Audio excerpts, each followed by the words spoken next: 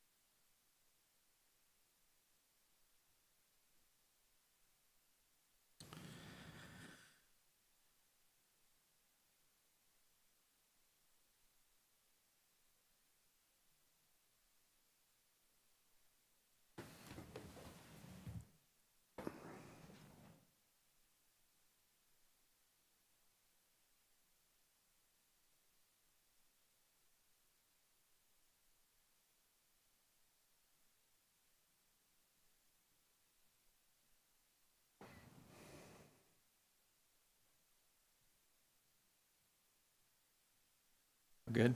All right.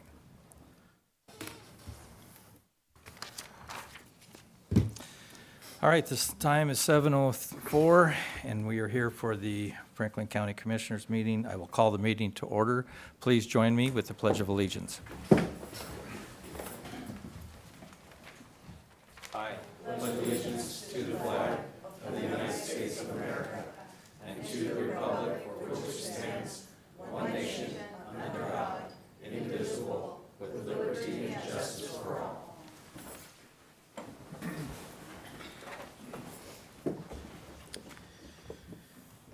So do we have an adoption of the current agenda? I move to adopt the agenda as presented. Second. Been a motion and a second. All in favor, say aye. Aye. Aye. Approval of minutes, May 1st and May 8th. Is there any additions or corrections? None Good here. with me. Okay. Approval of warrant registers and payroll rosters. What do we have today? One, two? Just two, Mr. Chairman. Thank Mr. you. Chairman, I move to approve fund expenditures in the amount of $479,012.30 and know that it's been reviewed by two members of the auditor's office and signed by the county administrator. Second. We have a motion and a second. All in favor, say aye. Aye. Aye. The motion passes unanimously. Mr. Chairman, I move for salary clearing payroll and emergency management payroll in the amount of $1,199,965.64, and it has been reviewed by 2 members of the auditor's office. Second. We have a motion and a second. All in favor, say aye. Aye. Aye. Aye. The motion passes. Public comment. Is there anyone in the room for public comment? Come forward, state your name. You have 3 minutes. Thank you. My name is Caleb Suttle. I reside in Benton County. I sit on the Ben Franklin Transit Board of Directors, along with Commissioner Didier and Commissioner Baumann. Recently, you guys have told the public that you wanted to pull out of Ben Franklin Transit. I think that is a terrible idea. It would cost you guys an extraordinary amount to use VIA. We already see that they're violating the contract with Ben Franklin Transit on a daily basis, and I don't think you guys have done enough research to understand the impacts of that. I know Commissioner Dieter, you have said that you're tired of Ben Franklin Transit's reckless spending, but since I've been on the board since November of 21, you have approved all of that reckless spending. Commissioner Mullen, you have approved a lot of it as well, and just recently Steve Baumann has approved some of those. So really, I don't think the blame is to be on Ben Franklin Transit. I think it's to be on the board of directors. A lot of my colleagues have asked lately, that since you guys have come out and said you want to pull from Ben Franklin Transit, they have asked me to ask you guys to resign. Instead, I would like to ask that you guys recuse yourselves from any votes until you figure out what you want to do. Any votes regarding Ben Franklin Transit. I think that would help out a lot. You guys have a lot of heat on you right now. I'd like to see you guys do some good things. Commissioner Didier, I like you. I just don't like what you're doing to the transit right now. And I know a lot of us have reached out to you guys and asked to meet with you and explain things. I've done a lot of research. I'm not a stupid guy. I believe in the transit. I know exactly what we're doing. You guys have been lied to a lot by our previous general manager. And so I'd be willing to meet with you guys and explain things that are going on so you have a better understanding as to how we operate and where we're at, where we need to go, and how we got to where we are. Thank you. Is there anyone else in the room for public comment? Please come forward, state your name, and you have 3 minutes. Good evening, I'm Rebecca Woods, and I have the privilege of serving as the president of Columbia Basin College. I also have 2 of our trustees here with me this evening, Kedrick Jackson and Ophelia Rivas-Stabrett. I'm coming before you this evening as a Franklin County resident and on behalf of the CBC students and employees who rely on Ben Franklin Transit System. We understand discussions are underway regarding the potential withdrawal of your involvement with BFT, and we urge you to consider the profound impact such a decision would have on our students and our community. A significant number of our students rely exclusively on the transit system to get to campus. Our college ranks number 5 for the number of boardings over the past 12 months with BFT.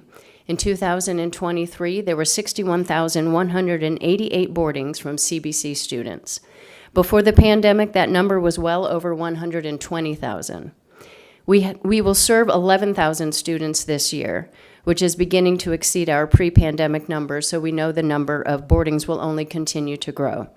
BFT recently conducted a campus-wide study to gauge the significance of public transportation. One student shared his journey of reclaiming his life after incarceration, facing the added challenge of not having a car or a job. Despite these obstacles, he discovered hope and opportunity because BFT allowed him to access our campus and enroll as a student. He's now been able to rebuild his life one step at a time. This is just one story amongst countless others that I could share with you that demonstrate why public transportation is so essential to them. We have more than 55% of our students that struggle to pay for their daily basic expenses. Public transit offers benefits beyond individual students as well. A robust public transportation system is critical to the overall well-being of our community. CBC routinely hosts campus tours for new businesses that are considering whether they want to move to the Tri-Cities. One of the things they want to know is that the local community college has the programs that they need, and they want to know that we have classrooms that are full of students. If BFT is no longer delivering students to our campus, the college's ability to prepare an educated workforce ready to fill the jobs needed by current employers and by future employers, that will be diminished. We urge you to prioritize the needs of our students, their families, and the community, and to deliberate on this matter. As our community grows, CBC is going to continue to grow alongside it, and our need for a reliable public transportation system is only going to increase. So we're prepared to collaborate with you to enhance the public transportation system rather than diminish it for the benefit of our students and our community. Thank you. Thank you. Anyone else in the room for public comment? Please come forward, state your name. You have 3 minutes. Thank you. Good evening. Good evening. Cliff McHugh. I'm here tonight to talk about our assessors department. I have a property in Block 17 in Franklin County. I feel like our assessors department valued that property too high. I filed an appeal. It went through the Board of Equalization.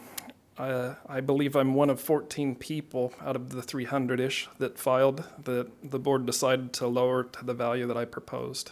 I had a private appraisal done. In that process, our assessors department made dramatic errors. I encourage anyone willing to look at it to look at the Board of Equalization website. My hearing is dated under March 28th, and if you scroll ahead to 1 hour and 30 minutes, you can watch it yourself. You'll see blatant errors that the assessors department made that I was able to point out. Part of the reason I'm here tonight is because after that process, our assessors department filed with the State Department of the tax State Department. The state, I don't know, there's a state board that you can appeal that to. Our assessor's office did that. So I'm getting started into that process now. In this process, the state encourages you to work with the assessor's department, so it doesn't have to go to a hearing. I have reached out to John Reisenauer multiple times in the last week. His position is, I quote, "Once BOE makes a finding, or once the case is sent to the board tax something, we are not able to enter into any form of stipulated resolution directly, as the case must proceed through its appropriate steps." The appropriate steps are the state is encouraging us to work together, and the assessor's department is refusing to work with me. And I have been trying to work with them actually without Board of Equalization or anything for a couple years. So it's pretty sad. I'll limit it to that. I could talk for 30 minutes, folks, but watch that hearing if anybody has a chance. March 28th at 1 hour and 30 minutes. It will point it right out. Thank you. Thank you. Anyone else in the room for public comment? Do we have any callers on the phone? We do.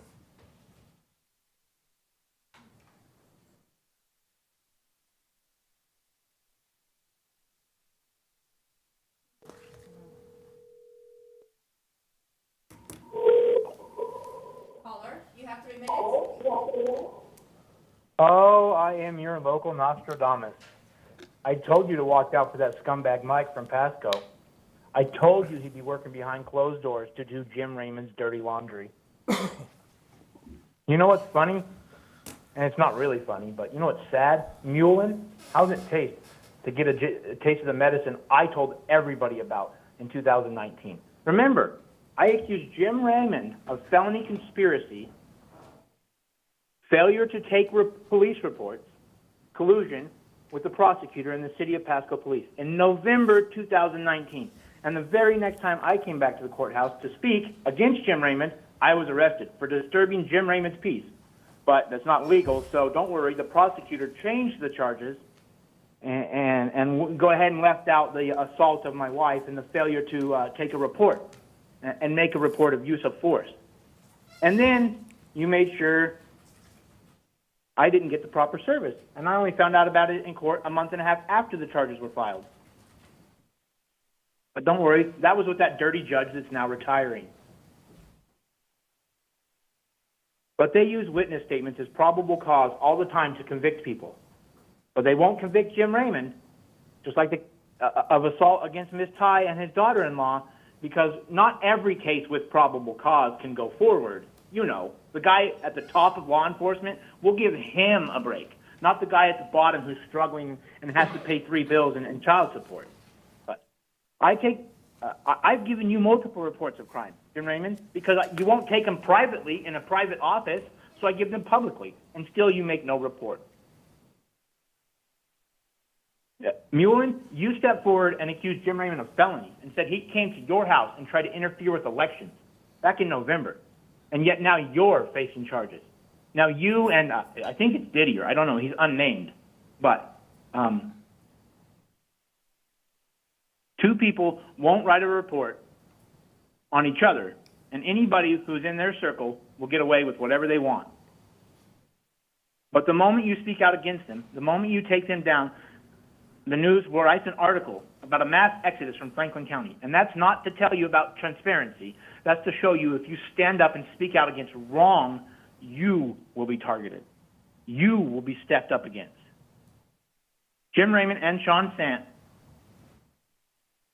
and their unwillingness to take a report and file felonies against themselves it's like child molestation, right? I personally think, maybe I could be wrong, but with this type of behavior, maybe Jim Raymond's running part of that sex trafficking ring out of Kennewick that the mayor and the city was with, and the chief of police.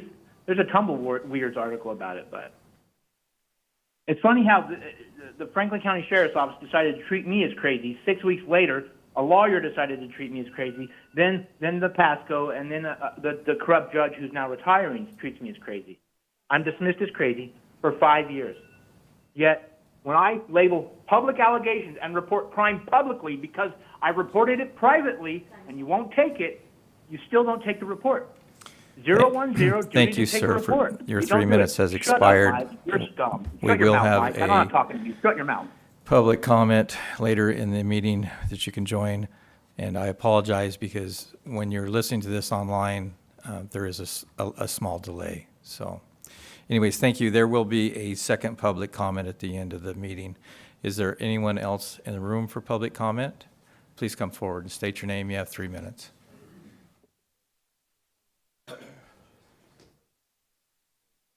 Okay, one moment. We're resetting the recorder. Sorry. Welcome to. Please enter.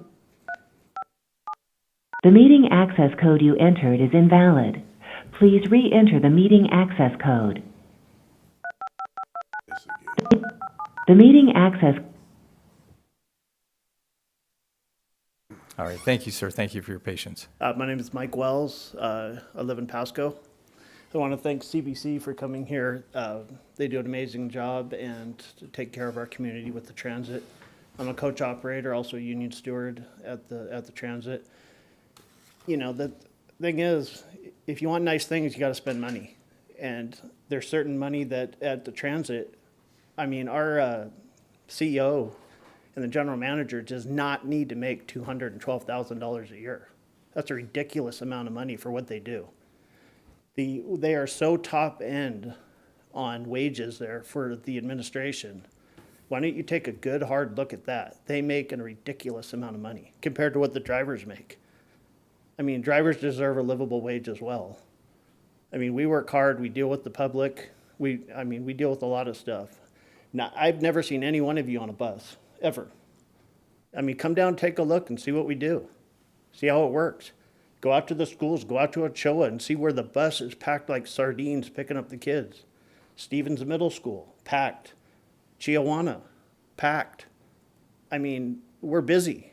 We took a hit during COVID as everybody did, but we're back and the community needs us.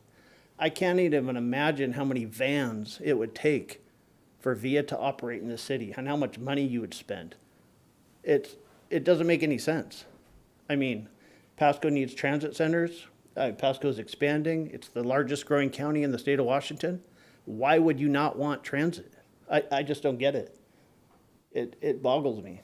I mean, I understand you didn't get your way at the meeting, but you don't need to act like babies and try to pull out of the transit. It doesn't make any sense. I mean, you need to learn to work together and figure out, what to do with the money. I mean, things cost money. That's just the way it goes. And I know you're all Republicans, and I consider myself a conservative, but I know things cost money. Sometimes you got to raise taxes. You got to pay for nice things. And, like she said, a community needs a healthy transit system. People depend on it. It's the people on the edge of the spectrum that can't drive, don't have licenses for whatever reasons. I mean, we transport a lot of people. We have a lot of relationships with a lot of people. And that's what they are. They're human beings and they need the transit. So do a little research before you get crazy and, wanted to pull out. That's just nuts. We consider ourselves one area. I know we're all separate, but we're all one big community, and it's needed everywhere. Thank you. Thank you. Anyone else in the room for public comment? Anyone else on the phone? All right, moving on. Approval of consent agenda.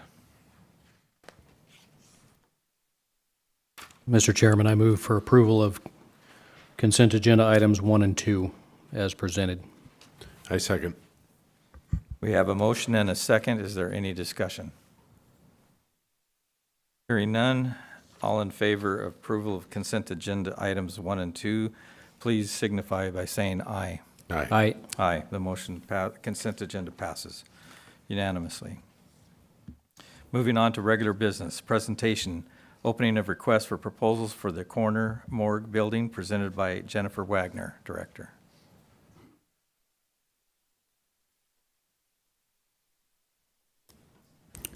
Good evening, Commissioners. Obviously, I'm not Jennifer. I hope that's an obvious thing. Very obvious, thank you. She wasn't able to be here, and so she asked if Mike and I would be here, and I told her I would come up and do this. I misspoke last week. I thought this was going to be a bid, but it is not. It's just a RFQ. Was a request for qualifications in professional services or engineers, a firm for planning, design, cost estimates, and construction phase management of the coroner's morgue. This was advertised in the Connell Graphic on April 4th and the 11th, and then on our county website from April 1st through the 29th. So with that, I'll open up the packet here, what we have. The only company that we did have come was Meyer, architect and engineering. And so we'll open that up. We are. And so that gives their qualifications. I think we're already familiar with them as they're doing the project for the Colotus Fire Station out there. So that's all I have. Can we bring that up? Yeah. I was just informed that we were supposed to open that for some reason, but I don't think it's really a bid, though, is it? It's just There was somehow there was a misunderstanding of the process, so there's no reason for us to open that necessarily here tonight, but yeah, qualification's not a bid. Yeah, I thought it was going to be a bid too. I understood it was, but it's just a qualification. It's kind of a resume. Here's who we are, what we do, and who will be working with you, and so forth. So I apologize for that misunderstanding on my part as well. When will they have a bid proposal? I think tomorrow we could contact them and say, go ahead and start proposing one for us then, and see what their time frame is. I'm not sure what that time frame would be. Will there be a cost in their proposal?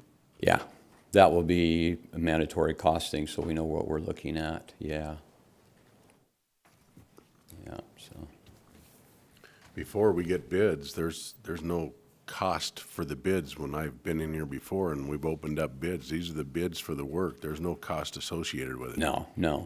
There's no But cost there's for gonna them be to a put a cost. bid, because if the bid comes in and it's not what we have, obviously we can't do what they ask. So, yeah, they've got to come in within our budget. Obviously, we haven't told them, and we won't tell them what our budget is until, But we opened it up for bids. We didn't get any bids. We did not open it up for bids. We only sent it out for qualifications. And that was, I thought it was for bids also, but it was not. It was only for qualifications. So will there be a time to open it up for bidding? Yes. Yes, we'll put it out to Myers, asking them to put a bid, and then we will open that up in a commissioners meeting again. Will the bid process be notified in the graphic or on our Well, I social media think in page? order to bid on it, they had to meet this qualifications request first. Okay. Well, I would request that legal look into it to make sure that we properly notice Yeah. this And I bid think, proposal system. if I remember right, Jennifer had talked to legal, and they're the ones that had suggested we do the qualifications first, that step, and then the next step was the bid. There shouldn't be any cost in the bid. No, there's not. Well, you said earlier that there was gonna be a cost for them to put in a bid for this building. There should be no cost for the bid. Then They're looking to get our work, and they're gonna, if I said that, Commissioner Didier, I was misunderstood. okay. Because no, there shouldn't be any cost for them to offer up their services. Right. You know, they're the ones that want the job, so, no. Well, for clarification, I see that Sean Sant, our prosecutor, is in the room. Would he be able to comment on this bidding process or notification of their going forward? I'll have to, honestly, I'll have to look at it. I wasn't directly involved when this went out. I'm sure Jennifer, she's contacted us before for getting guidance on the nature of that, or. I just want to make sure that it's request for- properly noticed so that we get a fair amount of people that may be interested in putting in a proposal that, I just want to make sure Yeah, it's properly noticed. Yeah, usually the process happens by, Jennifer will reach out to our office and coordinate that request for qualifications, and it's done with sufficient time. I don't know if Jeff was involved directly, we could certainly look at it and double check. I just want to that, make so- sure it's done correctly. Yeah, usually that's the process. If they route it to our office as part of that review, rather than just putting it straight to the board, usually that's, process has been done where we've given them the advice of the legal notice and everything else, and that's usually not an issue. All right. Thank you. Is there any further questions for discussion? All right. Thank you, Curtis. Appreciate that. Moving on to Resolution 2024-0112, presented by Mike Gonzalez, the HAPO Center Interlocal Agreement Extension with the City of Pasco. Thank you, Chair. This agenda item comes back before the board to extend the interlocal agreement between the county and the City of Pasco in regards to the HAPO Center.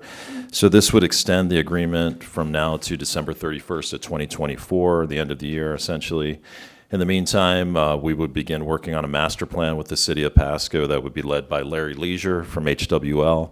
And Chair, you did ask me to reach out to the City of Pasco City Manager to ask the question if they would like to meet with us in the near future before the ILA is signed or the master plan began. So he expressed that the City Council would be willing to meet sometime in July. So that's how I'll tee it up for the board for any discussions that may ensue. So sounds like they didn't want to meet right away. They're willing to do that. And in talks with Larry Leisure, he's expressed to get the ball rolling as soon as we can. And his suggestion was at the first master plan meeting to get this board and their city council together for a discussion as sort of like a kickoff phase. So I'll leave it there and open it up for questions. Is there any questions from the board?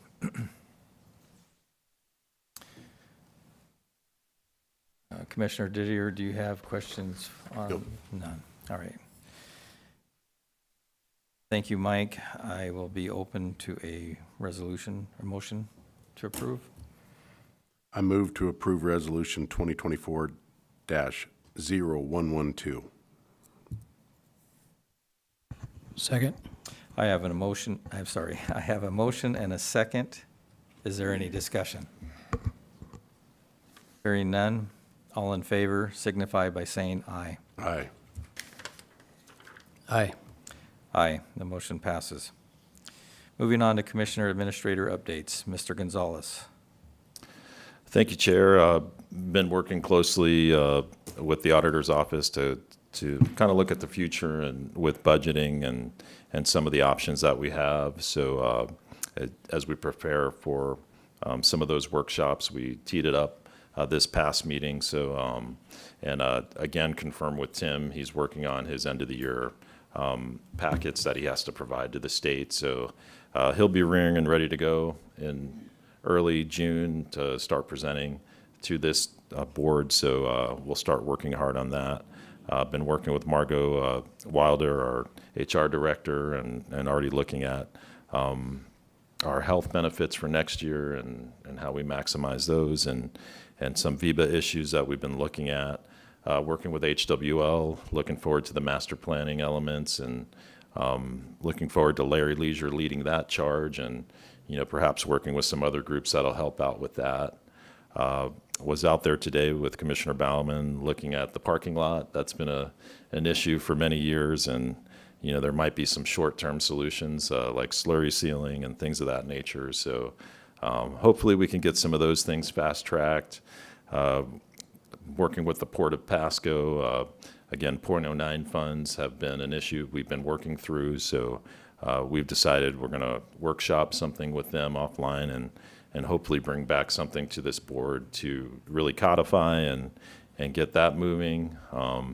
Continue to work on the RFP process for the HAPO Center. So the question and answer period is open, so getting ready to deliver that to the vendors. So a lot of folks ready to go. So been spending a lot of time at HAPO Center between master planning, working with the city, trying to get that facility upgraded. So really excited about the work HWL is doing. And I've said it before, the final quarter, they netted around $130,000. We're working to get the numbers for the first quarter, but really excited about the direction we're headed.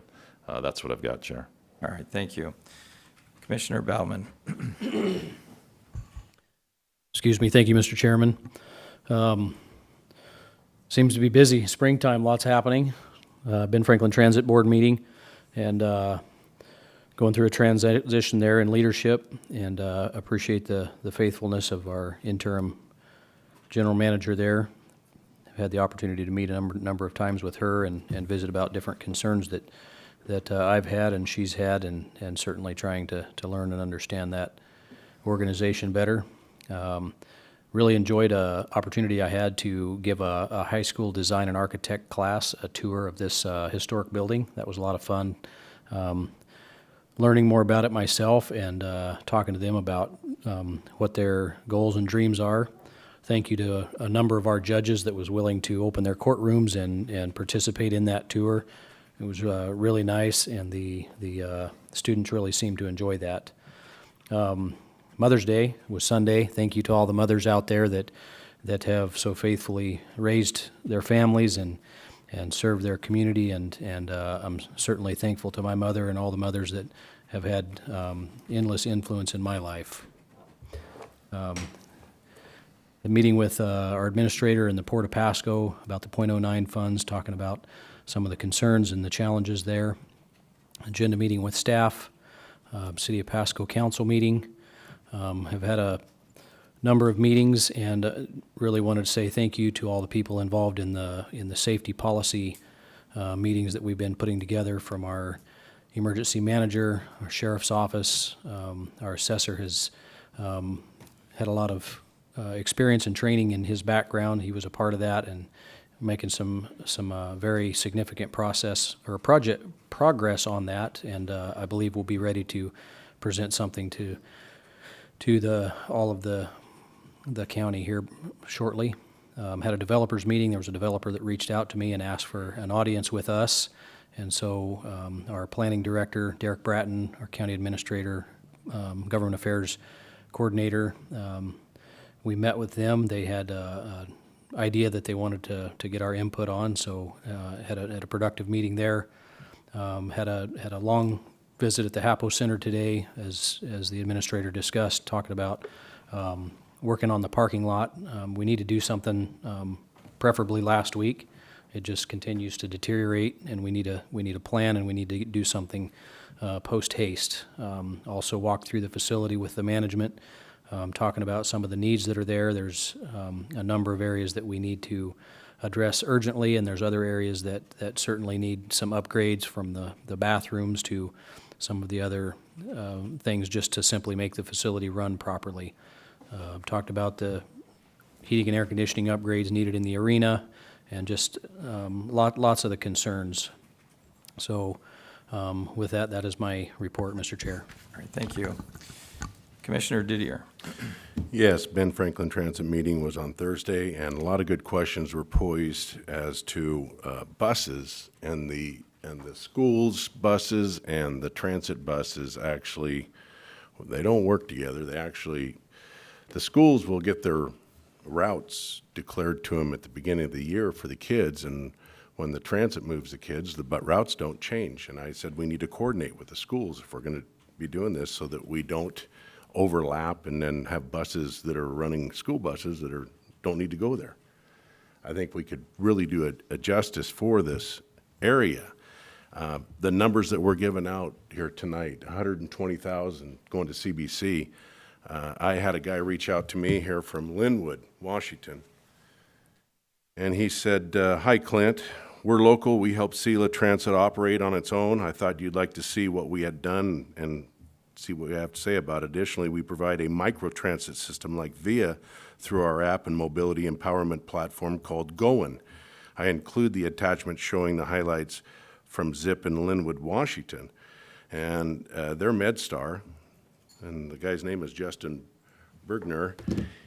They charge $2.50 a ride. So if you take 1 million riders, 120,000, let's take it up to 1 million. At $5, it's 5 million.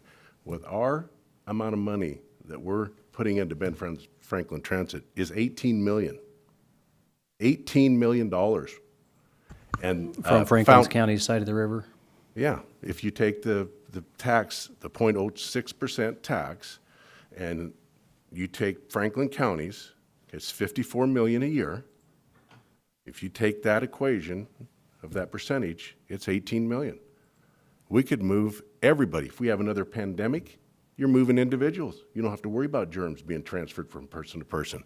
There's other means of transporting people than a mass transit, and that's what we're just trying to say. We need to look at all of the angles on this instead of just one size fits all.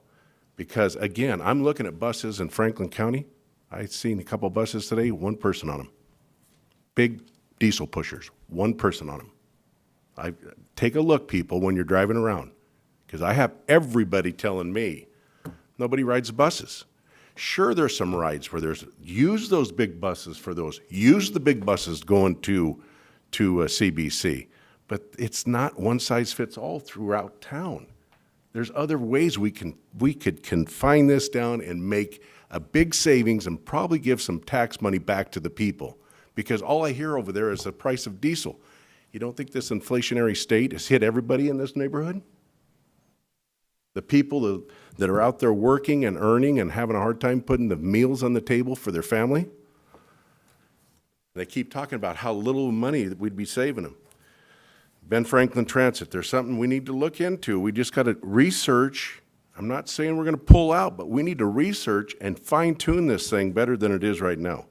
Had the agenda meeting on Monday, Board of Health meeting today, and had numerous calls over the weekend from angry citizens about their appeals being appealed to the state. Not just Mr. McHugh, others. Very upset at the fact that they've won their appeal before the Board of Equalization, and now we're appealing a $200 win for them to go to the state that's going to cost the county how many thousands of dollars per appeal to go to the state? Why? Are we that prideful to think that we couldn't have made a mistake in the assessor's office? I think humility's got to come into play here sooner or later. Then I got a call from Mr. Booker today, and he wants to know why we haven't signed the auction sell agreement. The auction is set for June 17th. We need to get the auction sell agreement signed, and we can fine tune the other stuff, but it hasn't been signed, and he's wondering what's going on. So I'm just relaying it. I just talked to him on the phone before I came up. It's being reviewed, so. We need to get it signed, the auction sell agreement, and then we can fine tune the liability of tearing down the stalls. But he said we need to get this thing signed now. And respectfully, I don't think we've noticed that yet because we have to public notice that. Whether the intent is that date, I'll confirm that. So He said he sent it to you here a week ago. yeah, and I forwarded that to Jeff. So it's in review. So In order to sell those, to have this auction, you can't do it at the last minute. There's a sequence of events here that has to happen. And yeah, we need to and get that we have to signed. notice it correctly. So we'll get on that. That's the end of my report. All right, this last week, I had my agenda meeting with Mr. Gonzalez, the Board of Health meeting again today, this morning. I had a visit out to Lone Crow Meats in Connell. They're opening they have opened a meat packaging facility there in Connell, and they're going to be expanding for a kill location there in Eltopia. But they're going through the process of having engineers come out and take a look at it to make sure that it's done correctly and efficiently.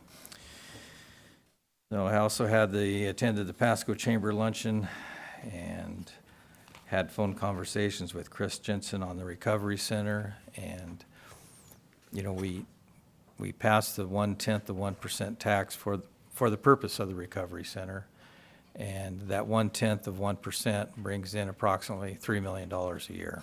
So it's been a little over two years now, and we have a little bit over right around $7 million in reserved for that. Yes, sir. But they're asking us if we could designate at least $5 million to them so they can stay on schedule and move forward. So I think that is a good idea because it is definitely a need that we have here in both Franklin and Benton County. So I think we need to take a look at that and try to get that money to them and move forward.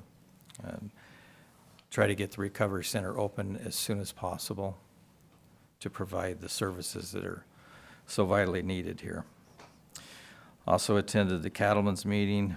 Also had a discussion with Larry Leisure from HWL on moving forward with the master plan out at HAPO.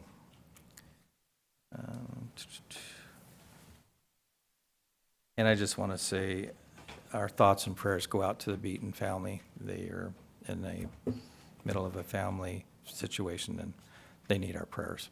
So that is my conclusion for my updates. We'll now move on to administrative office business. Request for consensus presented by Sean Sant, prosecutor. Thank you, Mr. Chairman. Just wanted to bring to the board's attention, we've had a lot of discussion over the past few months as we've gotten our drug court program underway here in Franklin County. One of the issues that's come up is that Benton County is in need of our seats. Essentially, we basically have contracted to reserve 20 seats for the bi-county Benton and Franklin Superior Court Drug Court. And Benton County is basically at a point where they really need to see about using our seats. We have existing participants that are we're going to want to keep them into the program. We don't want to disrupt their programming, the associations that they've developed with their fellow participants, and obviously the relationships with the treatment providers. So we just wanted to kind of have a discussion with the board to see if it's the board's desire. We think it's appropriate. It sounds like Benton County would be in need of wanting to essentially revise this contract that we have for the services. When the drug court contract was written, it's my understanding the adult drug court as well as the juvenile drug court are included in the same contract.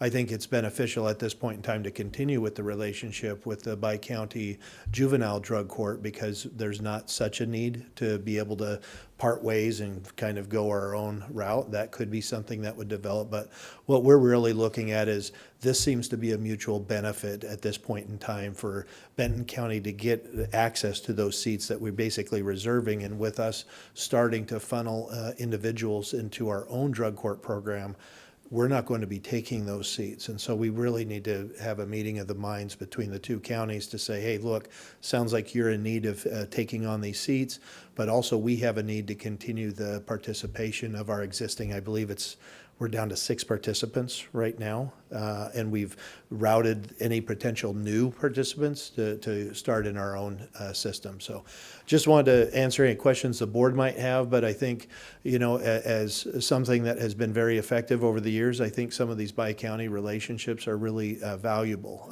We continue to utilize the Veterans Court at this point in time. It's still a bi-county program, so if we have eligible veterans that are basically participants eligible for participating in the Veterans Court, we would continue with that continued relationship with Benton County until such time that they either overgrow the need where adding our participants really causes a problem, because then you have to basically expand services. Then it might make sense to split off, but we're not there yet. And so we are, though, at the drug court, and I know Judge Burrows, who runs the drug court program, has mentioned previously to this board that, hey, there's a lot of people waiting on the Benton County side to fill some of those seats. So I'm just wanting to pitch it to the board. If it's the board's desire, we can work with Mike to reach out to Benton County and try to coordinate kind of an agreement of modifying our existing contract so we can continue with the juvenile drug court program, the veteran drug court program, and be able to release those seats that are being reserved for Franklin County and kind of work out a difference. We believe that that would save a cost to our county and also give Benton County some of those valuable seats, so they have people on the wait list, and that would be able to get them accepted into the program.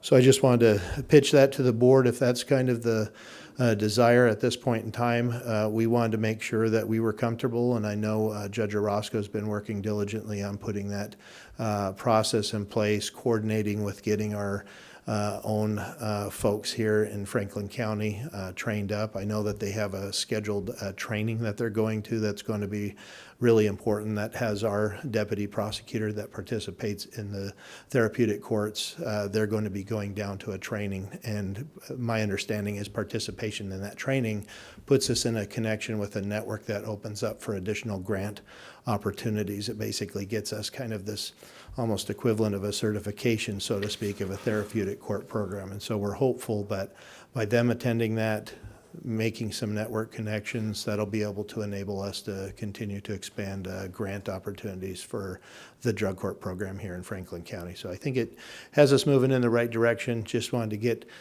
any input from the board before we coordinate with Mike, reach out to Benton County and try to make that available, those seats available to Benton County so their participants could get into the program.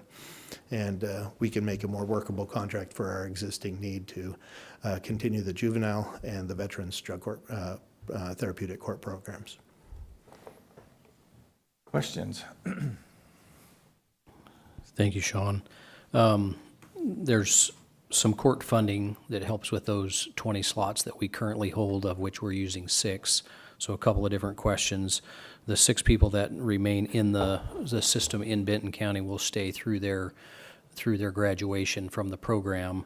So will the funding that we received, will that come back to us? And will the 6 that remain, will we still be funding them? How will those mechanisms work? And that's really the question to start the discussion with Benton County, trying to figure out, because if they are in need of having those remaining, say, 14 slots immediately, making some kind of trade, typically that could be in the form of a pro rata share, because we're not reserving the dedicated 20 slots anymore. We're basically asking them to simply allow those folks to continue, and it's estimated that they would likely graduate within the next approximately 14 to 16 months for the last one. So the 14 empty slots that we have, just describe that, because it's something that we're not using. Right. So we have to give them permission to use those slots? Essentially, because what they've done is they've allocated those dedicated slots. So we want to be able to communicate to them as soon as possible that, hey, now that we're up and running our own system here, we want to be able to free those slots up, because they have people on a wait list to fill their available seats. And what that typically means is they're waiting for the Benton County participants to graduate from the program, and that would allow them to add new seats coming in. If we are able to reach an agreement that satisfies their immediate need no longer do people have to just attend the drug court, as typically the requirement is that, hey, if you want into this program, come every meeting or weekly to the drug court meetings, just as if you were a participant. And then when you are formally admitted, when the slot becomes available, then they get admitted. So this will help accelerate their needs. We have done everything we can to try to improve the participation rate of folks in drug court over the years.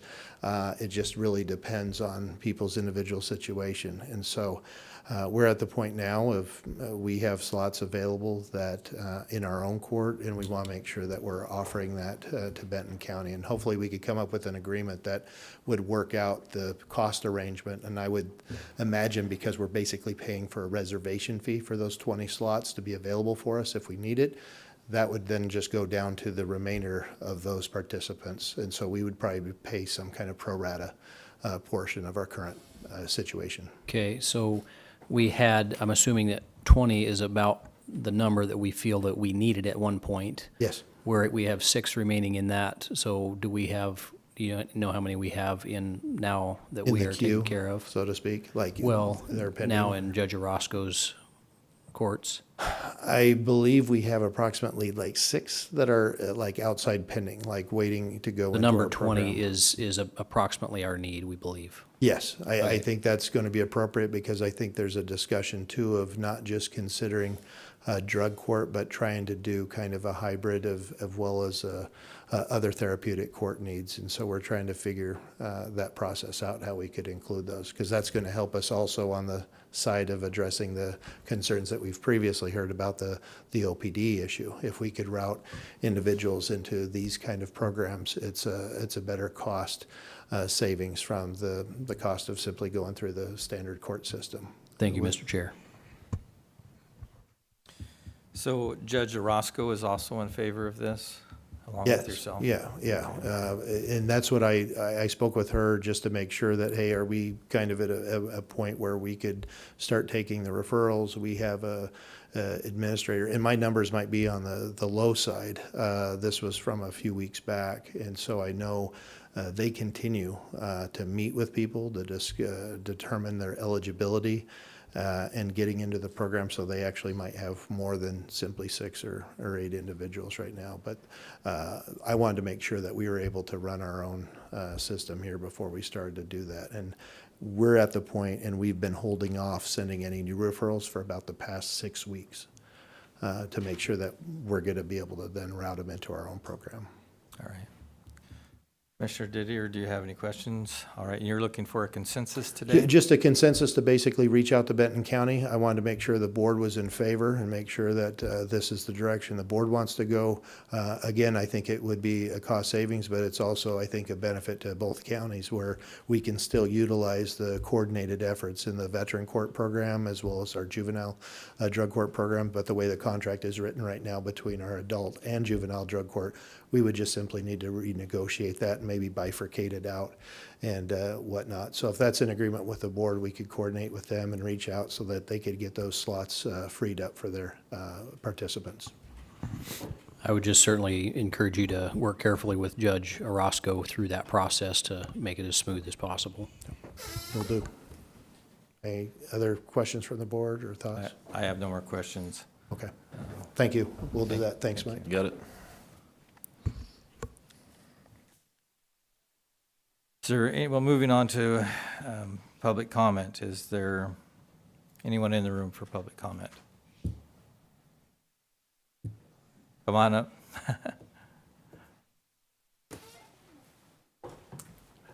Just one more thing, it's Cliff Sure. McHugh again. Just on what you said, I just wanted it on the record that earlier today, I did email Mr. Rosanow to tell him that I would be here to tell the board about what's been happening to me from his office, and invited him to be here too.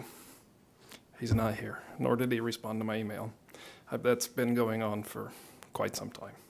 Anyway, I just wanted that on the record as well. Sure, thank you. Appreciate it. Anyone else in the room for public comment? I'm actually Mr. McHugh's precinct officer, and I also did at his wedding.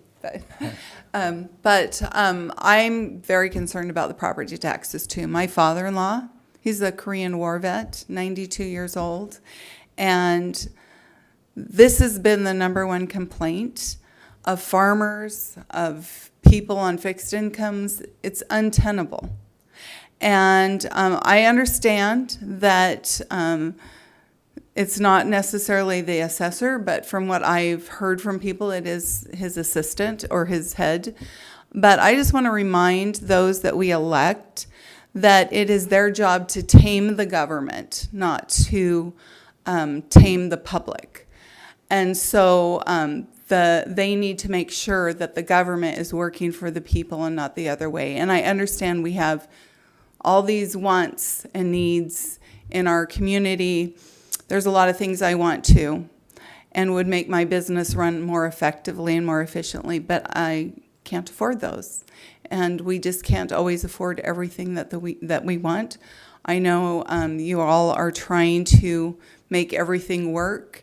I hate the HAPO Center. I wish we would have sold it a long time ago. I think it's just a cost. If I could turn it into the drug hospital, I would. I think it'd be more effective. But anyhow, I just feel like that really we need to really look at what's happening in the assessor's office, because all I hear is my number one complaint in the community from my precinct and the citizens therein. Thank you.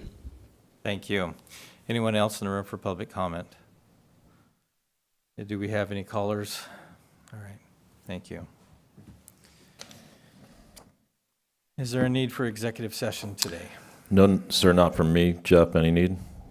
Okay. Is there any more business for the good of the county? No, sir.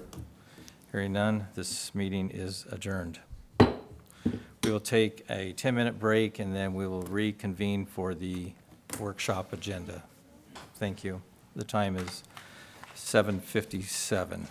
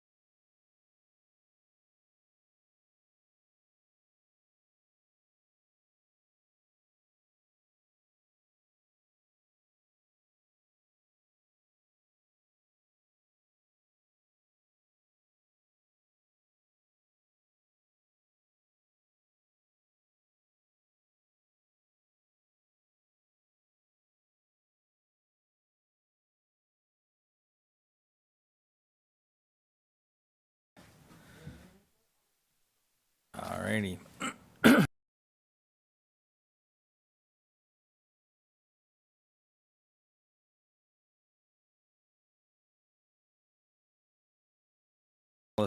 Franklin County Property Management Workshop. Thank you, Chair. So this is, workshop comes before us once again as we're revisiting the process.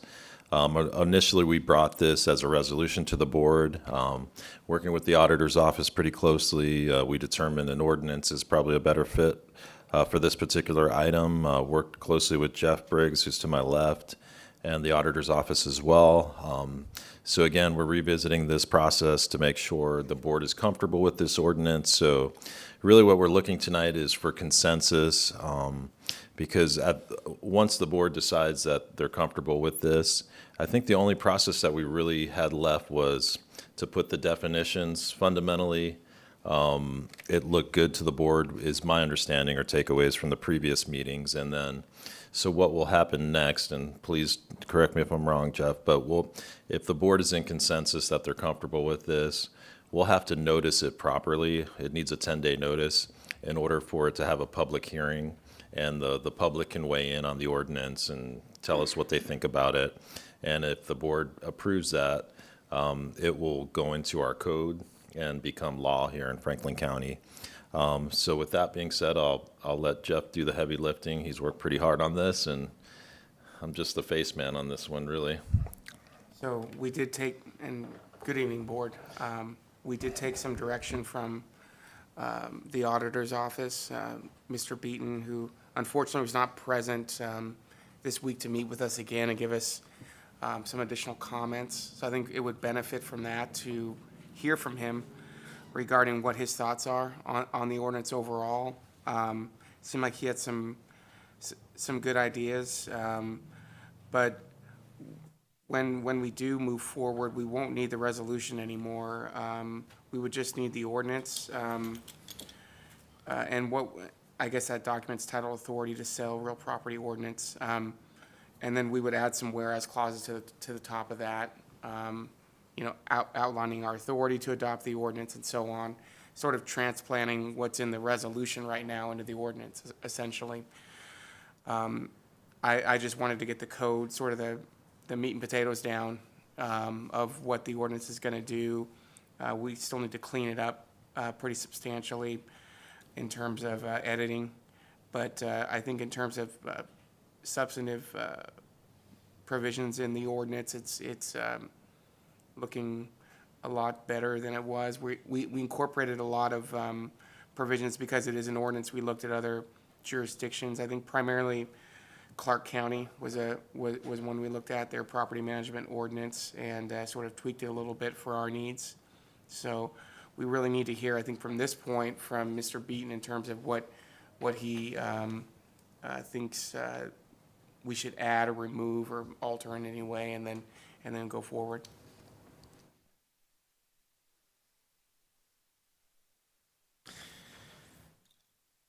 Well, at this point, I don't know when Mr. Beaton will be back. So I do value his opinion and would like to hear from him, but maybe there's no time. Right. I mean, it's up in the air with. So we're kind of at an impasse, and we'd like to get his input because, like Jeff mentioned, he wasn't able to attend the previous workshop, and then he's had some personal issues that he's dealing with right now. Family emergency. Yeah, it was a family emergency. So certainly thoughts and prayers with him as he's dealing with that. So I mean, to me, like I've said, I want to get this right and comfortable with the board. So time is not really of the essence. The key is really getting this right and making sure the ordinance is correct. And I think the good news is we've had templates to follow from other jurisdictions, Benton County, Clark County, so City of Pasco. So and I want to rest assured the public that there's many jurisdictions that are doing this, and the intent is really to be able to market properties more efficiently. And if we have parcels or assets that are for sale, it gives another way to sell it and market it through agencies and real estate agents. So just another tool in our toolbox. So with that being said, it sounds like we are at an impasse, and really, unless the board has any questions for Jeff or myself, we can probably table this until Matt gets a look at this and move forward. That would be my recommendation, but I would like to hear from my fellow commissioners. I do appreciate seeing the auditor's influence on the updates to this document. I can see those in a number of places and appreciate those.